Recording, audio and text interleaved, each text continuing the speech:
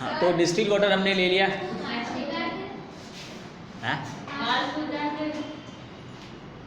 तो now you can get the distil water. क्या होता है डिस्टिल वाटर? तो पानी को उबालना है, वेपर को कलेक्ट करना है, उसको ठंडा कर देना है, वो बन जाता है डिस्टिल वाटर। डिस्टिल वाटर वो होता है जिसके अंदर कुछ मिनरल्स, कुछ सॉल्ट्स डिजोल्व नहीं होते हैं। वो पानी ले लिया आपने, ठीक है। उसमें से फिर आपको एक्टिविटी करनी है 14.4। Take about 2 teaspoonful of distil water in a clean and dry plastic और rubber cap of a bottle. 2 चम्मच पानी लेना है। Use the tester to test whether distil water conduct electricity और नॉट। जो टेस्टर आपने ऊपर बनाया था वही टेस्टर, वो मैग्नेट वाला, वो यूज़ करना है। क्या इसमें से इलेक्ट्रिसिटी पास हो रही है या नहीं? अगर नहीं हो रही है, मतलब नहीं होगी, कंफर्म नहीं होगा, मतलब क्या हुआ कि distil water is a poor conductor of electricity. अब आप उसके अंदर थोड़ा सा सॉल्ट डाल दीजिए, कॉमन सॉल्ट जो हम यूज़ करते हैं, या तो एसिड अगर प्रेजेंट है उसके 1-2 ड्रॉप्स डाल सकते हैं आप, वो डाल दीजिए।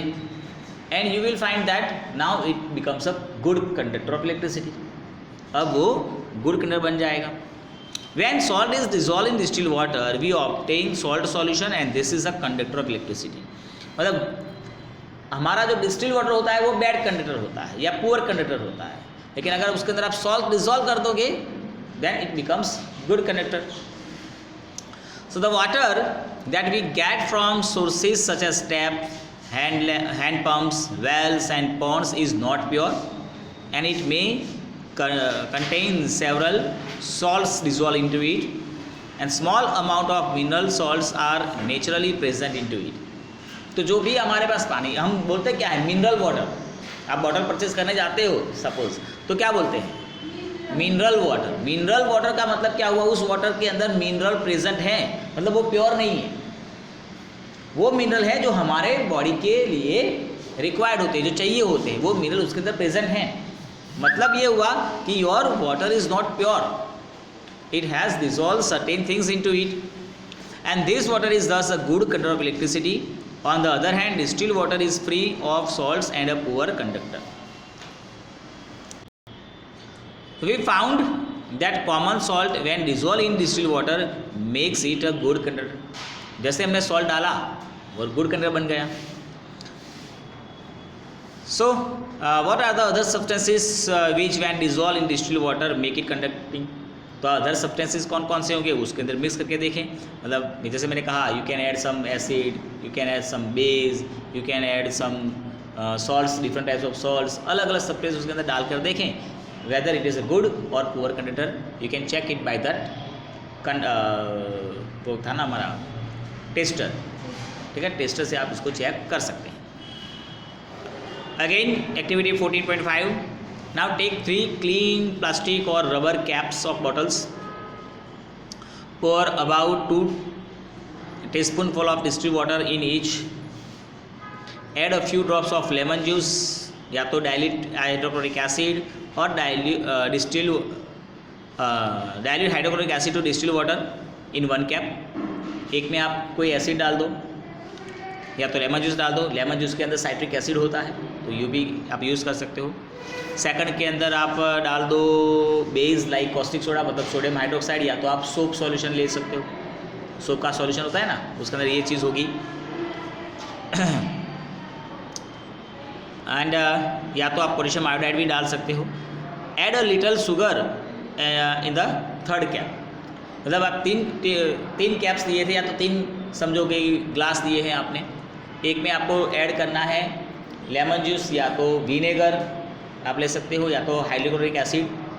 सेकंड के अंदर आप डाल दो कॉस्टिक सोडा, NaOH का सॉल्यूशन डाल दो, या तो आप सोप डाल दो या तो पोटेशियम आयोडाइड डाल दो, और 3rd के अंदर आप शुगर डाल दो। तीनों को डिजोल्व कर देना है और फिर आपको चेक करना है कि which one is good conductor.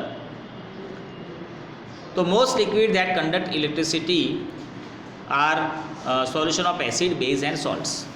तो आप पहले दोनों ही केस में, मतलब एसिड और बेस, पहले 2 जो कप लिए थे या तो ग्लास लिए थे उनके अंदर आप देखेंगे कि इलेक्ट्रिसिटी कंडक्ट होगी, लेकिन 3rd वाला जो था जिसमें हमने शुगर लिया था उसमें कंडक्टिंग नहीं होगा। मतलब शुगर ले लो आप, ग्लूकोज ले लो आप, ये सब इलेक्ट्रिसिटी को कंडक्ट नहीं करते हैं। अल्कोहल ये भी इलेक्ट्रिसिटी कंडक्ट नहीं करेगा।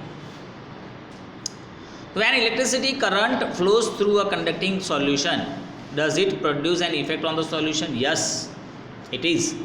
जब कोई सॉल्यूशन में से इलेक्ट्रिसिटी कंडक्ट होगी तो उसकी इफेक्ट जो हैं आपको उस सॉल्यूशन में देखने को मिलेगी, और उसी को हम कहते हैं chemical effect of electric current, जो आपका चैप्टर का नाम है, chemical effect of electric current. It means that when we pass electricity from that solution, when we pass the electricity from that liquid, there is some reaction और some actions taking place on that water और that liquid. उस liquid के ऊपर कुछ actions, कुछ reactions होते होंगे, और उसी रिएक्शंस को हम कहते हैं chemical effect of electric current. तो you have to perform one activity for that. Take out the carbon rods carefully from the 2 discarded cells. 2 cell होते हैं, पेंसिल सेल या वो मोटे वाले सेल जो टॉर्च में यूज़ करते थे, जो ख़राब हो चुके हैं, डिस्चार्ज हो चुके हैं, ऐसे 2 सेल को खोलकर तोड़कर उसमें से 2 कार्बन के रॉड्स निकालने हैं, just like in the figure 14.5। जो अंदर 2 दिख रहे हैं आपके रॉड्स, उसे आपको ऐसे 2 रॉड्स निकलेंगे, वो निकाल लो। Clean their metal caps with sand paper and wrap copper wire around the metal caps of the carbon rods and join them to a battery. और इस तरह से जो आपको दिख रहा है वैसी अरेंजमेंट कर देनी है। ये जो 2 आपके रॉड्स हैं उनको कहा जाता है इलेक्ट्रोड्स। ये इलेक्ट्रोड्स में से एक होगा पॉजिटिव और एक होगा नेगेटिव। जिसको आपने बैटरी के पॉजिटिव टर्मिनल से अटैच किया होगा वो बनता है पॉजिटिव टर्मिनल, और जिस कार्बन के रॉड को आपने बैटरी के नेगेटिव टर्मिनल से अटैच किया होगा वो बन जाता है नेगेटिव टर्मिनल।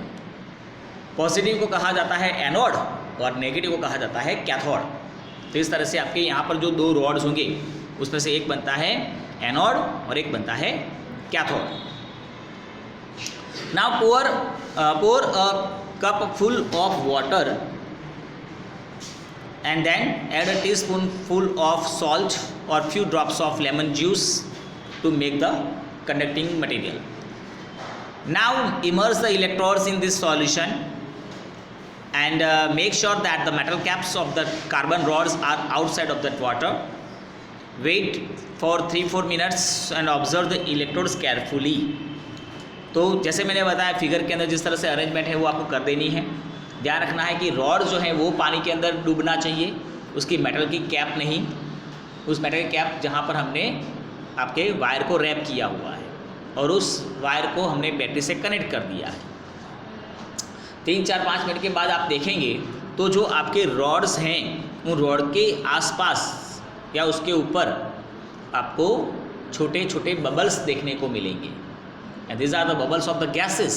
ऑब्वियसली बबल्स तो गैस से बनते होंगे, लेकिन आपने तो लिक्विड लिया था, अंदर गैस भरा नहीं था, तो वो गैस कहाँ से आया? तो ये गैस अंदर बना है, गैस अंदर प्रोड्यूस हुआ है। ये गैस जो है वो है hydrogen and oxygen gas. This is the gas which is hydrogen and oxygen, क्योंकि आपने क्या लिया था अंदर? वाटर, पानी, H2O।